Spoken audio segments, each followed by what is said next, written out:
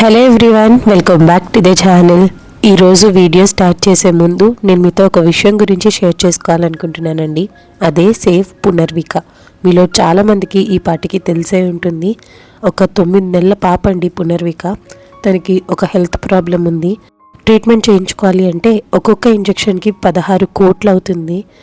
Normal middle class ఫ్యామిలీకి ఒక injection 16 కోట్లు పెట్టుకోవడం అంటే ఎంత కష్టంగా ఉంటుందో చెప్పండి. సో ఈ విషయం తెలిసిన తర్వాత చాలామంది ముందుకొచ్చి ఆ పాపకి హెల్ప్ చేస్తున్నారు. ఈరోజు ఈ విషయం మీతో షేర్ చేసుకోవడానికి రీజన్ కూడా అదే. మాకు ఈ విషయం తెలిసిన తర్వాత మాకున్నంతలో మేము పాపకి హెల్ప్ చేశాము. సో ఈ ఛానల్ సబ్స్క్రైబర్స్ ఆల్మోస్ట్ 1900+ మెంబర్స్ ఉన్నారండి. మీకు కుదిరినంతలో లేదా ఒక్కొక్కరు ఒక 10 రూపాయలు ఆ పాపకి హెల్ప్ చేసినా సరే ఎంతో కొంత ఆ పాపకి హెల్ప్ అవుతుందని అనుకుంటున్నాను. సో మీకు ఉన్నంతలో పాపకి హెల్ప్ చేస్తారని మనస్ఫూర్తిగా కోరుకుంటున్నాను. అందరం కలిసి ఆ పాపని సేవ్ చేద్దాము. సో మీకున్నంతలో హెల్ప్ చేయండి ప్లీజ్. ఇంకొకటి కూడా చెప్పాలండి, పాప పేరు చెప్పి అమౌంట్ ట్రాన్స్ఫర్ చేయించుకొని చాలా స్కామ్స్ అండ్ ఫ్రాడ్సే చేస్తున్నారండి. అది కరెక్ట్ కాదు. ఇప్పుడు కాకపోయినా ఎప్పుడైనా కర్మ విల్ బౌన్స్ యూ బ్యాక్. చిన్న పాప, పోనీ సరదాకి ఏమైనా డబ్బులు ఫండింగ్ చేస్తున్నామా? కాదు కదా, తన ప్రాబ్లం కోసమే కదా.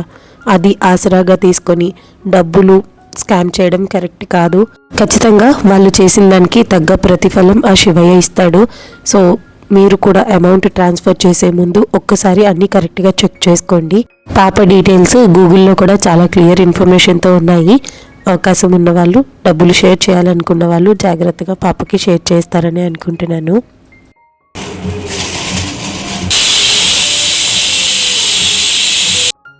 ఇంకా ఈరోజు వీడియో విషయానికి వస్తే చూస్తున్నారు కదా, పొద్దున్నే హడావిడిగా నేను ఇంకా వంట స్టార్ట్ చేశాను.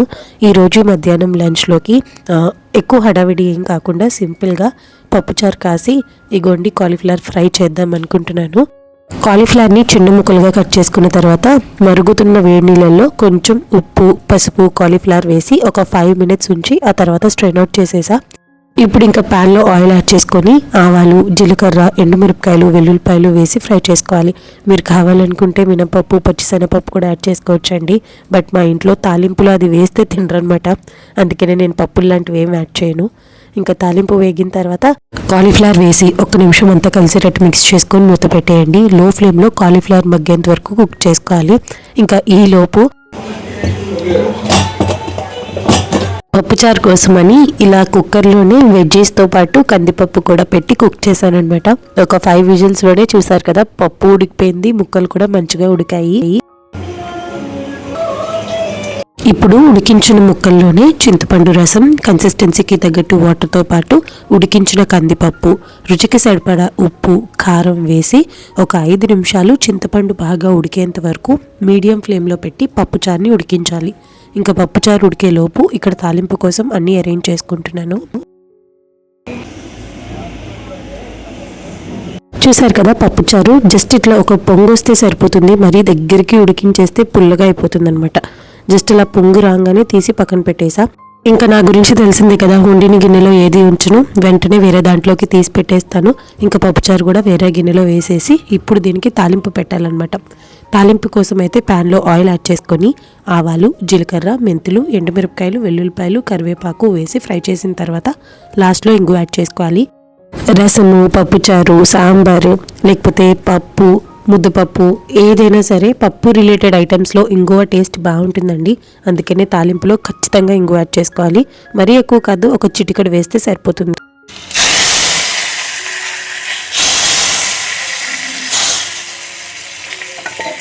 ఇంగువ డైజెషన్కి కూడా మంచిగా హెల్ప్ అవుతుంది కాబట్టి చిటికెడు వేసుకోండి. ఇంకా తాలింపు వేసిన తర్వాత ఇదిగోండి పప్పుచారు వెంటనే ఒకసారి కలిపేసి మూత పెట్టేయండి. అంతే, వేడివేడిగా పప్పుచారు రెడీ అయిపోయినట్టే.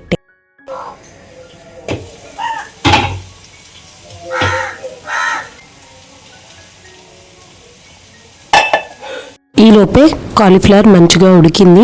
వన్స్ కాలీఫ్లవర్ ఒక 80% ఉడికిన తర్వాత అందులోని రుచికి సరిపడా ఉప్పుతో పాటు కారం కూడా యాడ్ చేసుకొని లో టు మీడియం ఫ్లేమ్లో ఇది ఒక 10-15 minutes పాటు ఫ్రై చేసుకుంటే కాలీఫ్లవర్ ఫ్రై రెడీ అయిపోయినట్టే. నేనైతే చాలా బేసిక్ వర్షన్ కాలీఫ్లవర్ ఫ్రై చేస్తానండి. ఇది జస్ట్ వెల్లుల్లిపాయ తాలింపుతోనే ఎంత బాగుంటుందో తెలుసా.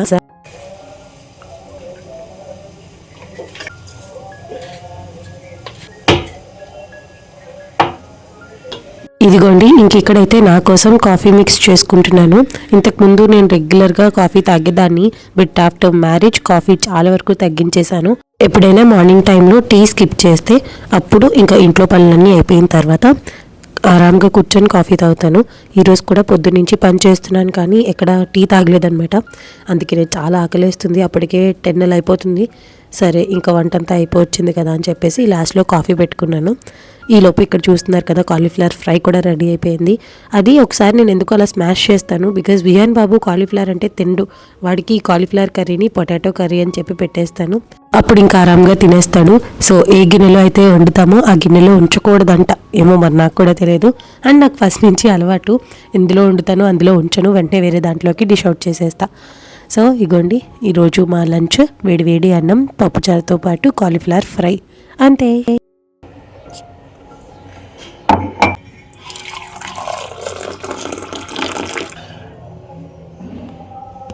ఇదిగోండి నేను అనుకున్నట్టే టైం 10 అవుతుంది. సో ఇప్పుడు ఆరాంగా కూర్చొని కాఫీ తాగాలి. వన్స్ కాఫీ తాగేసిన తర్వాత అప్పుడు మిగతా పని ఉంటుందన్నమాట. ఏమంటే ఇప్పటి వరకు ఉన్న గిన్నెలు ఉన్నాయి కదా, అవి వాష్ చేయాలి. తర్వాత ఇంకా నా వీడియో ఎడిట్ చేసుకోవాలి, వాయిస్ ఓవర్ ఇవ్వాలి, అది మళ్ళీ డౌన్లోడ్ చేసి పబ్లిష్ చేసి ఈ హడావిడంతా ఉంటుందన్నమాట. నెక్స్ట్ ఇంకా మళ్ళీ ఈవినింగ్ రొటీన్. సో ఈవినింగ్ అయితే ఈరోజు మండే అనుకుంటాను.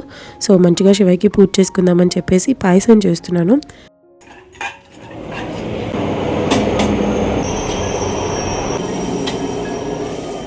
అవునట్టు మొన్న వైజాగ్లో మిలాన్ జరిగింది కదా, ఎంతమంది అక్కడికి వెళ్ళి విజిట్ చేశారు. ఈవెన్ ఈసారి విలేజ్ కైండ్ ఆఫ్ ఎగ్జిబిషన్ ఏదో కూడా పెట్టారంట కదా, మీలో ఎంతమంది అక్కడికి వెళ్ళారు, వాట్ వాజ్ యువర్ ఎక్స్పీరియన్స్ అనేది do let me know in the comments. మేమైతే వెళ్ళలేదండి, ఎందుకంటే ఒకరి తర్వాత ఒకళ్ళు సిక్ అవుతున్నాము అందుకనే. అండ్ ఈవెన్ మా పేరెంట్స్ కూడా మేము ఉండుంటే వెళ్ళే వాళ్ళేమో, బట్ వాళ్ళు దగ్గరలో ఉన్నా మేము లేకపోయేసరికి వాళ్ళు వెళ్ళరు ఎక్కడికి. మీతో మాట్లాడుతూనే ఇక్కడ సేమియా పాయసం అయితే రెడీ అయిపోయింది, చూస్తున్నారు కదా.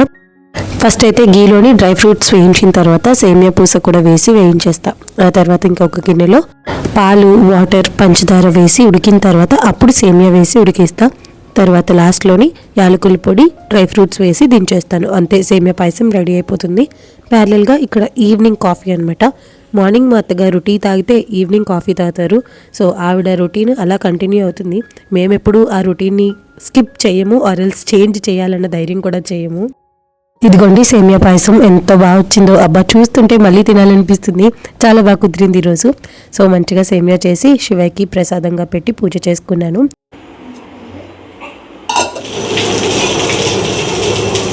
అదేంటి వర్షం పడుతుంది అనుకుంటున్నారా? వర్షం కాదు, డాబా మీద మా హస్బెండ్ మొత్తం డాబా అంతా క్లీన్ చేస్తున్నారనమాట. ఆ వాటరే కిందకు పడుతుంది. సో ఇది శివరాత్రి ముందు రోజు ఈ క్లిప్పింగ్. ఎస్పెషలీ శివరాత్రికి ఏంటంటే మంచిగా పూజ చేసుకుందామని ముందే ఫిక్స్ అయ్యాము. సో ఏదైనా స్పెషల్ పండుగలు ఉన్నప్పుడు మనం ఇల్లంతా క్లీన్ చేసుకుంటాం కదా. సో ఈసారి మా హస్బెండ్ డాబా కూడా క్లీన్ చేస్తానన్నారు. వై నాట్ అన్న. సో ఆయన డాబా అంతా క్లీన్ చేస్తుంటే నేను ఇంట్లోని ట్యూషన్స్ అవుతున్నాయి ఆ టైంకి. సో పిల్లలకి ఒక పక్క ట్యూషన్ చెప్తూనే ఇంకో పక్క మిగతా పనులన్నీ చేసుకుంటున్నాను. ఆ రోజు సాటర్డే కదా. సో ఈ వీడియో ఆల్ మిక్స్ వీడియో, ఎందుకంటే మీ అందరికీ తెలిసిందే నేను ఎప్పుడు వీడియో అప్పుడు పెట్టను.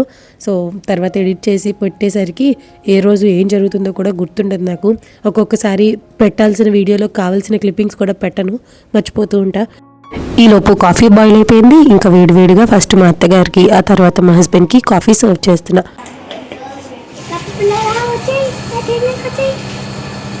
మా ఆయన సాయంత్రం 6:30కేమో క్లీనింగ్ స్టార్ట్ చేస్తే రాత్రి 8 వరకు క్లీన్ చేస్తూనే ఉన్నారు. బికాజ్ హౌస్ ప్రిమిసెస్ మొత్తం క్లీన్ చేశారనమాట. ఇంకా ఈలోపే ట్యూషన్ పిల్లలు కూడా ఇంటికి వెళ్ళిపోయారు. నేను కూడా కొంచెం ఖాళీగా ఉన్నాను కాబట్టి బయటంతా క్లీన్ చేసిన తర్వాత ముగ్గు వేసి వచ్చేసాను. నెక్స్ట్ ఇంకా డిన్నర్ ప్రిపరేషన్. ఎప్పుడు ఇడ్లీ రుబ్బు ఇంట్లోనే చేస్తూ ఉంటాను కదా, బట్ ఈరోజు బయట నుంచి తెప్పించాను అనమాట. బ్యాటర్ ఎలా ఉంటుందో, ఇడ్లీలు ఎలా వస్తాయో అనుకున్నాను, కానీ పర్వాలేదు బాగానే వచ్చాయి. మీకు ఈ వ్లాగ్లో చూపిస్తాను. సో ఇడ్లీ రుబ్బు ఏం లేదు, అందులో మనం కావాలంటే చాలామంది సోడా యాడ్ చేసుకుంటున్నారు, బట్ నేను ఏ రుబ్బులోని సోడా వేయనండి. ఈవెన్ రెగ్యులర్గా నేను చేసే ఇడ్లీ బ్యాటర్లో కూడా సోడా యాడ్ చేయను. జస్ట్ రుబ్బు వేసిన తర్వాత అందులో ఉప్పు కలిపేసి కన్సిస్టెన్సీ అడ్జస్ట్ చేసుకోవడానికి వాటర్ మిక్స్ చేస్తానంతే. ఇంకా ఇడ్లీలు పెట్టేస్తాను. సో నేను చేసే ఇడ్లీలు చాలా వరకు మీరు వీడియోస్లో చూసే ఉంటారు కదా, అన్నీ బాగానే కుదురుతాయి. ఎన్సైక్లోపీడియా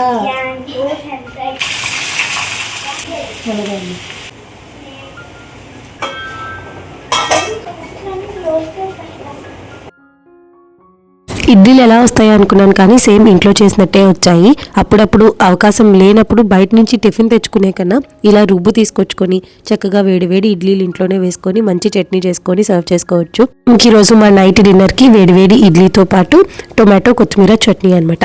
సో ఇది ఇవాళ వీడియో. మళ్ళీ ఇంకొక మంచి వీడియోతో మీ ముందు ఉంటుంది మీ లావణ్య. అంతవరకు టేక్ కేర్ అండ్ బాయ్.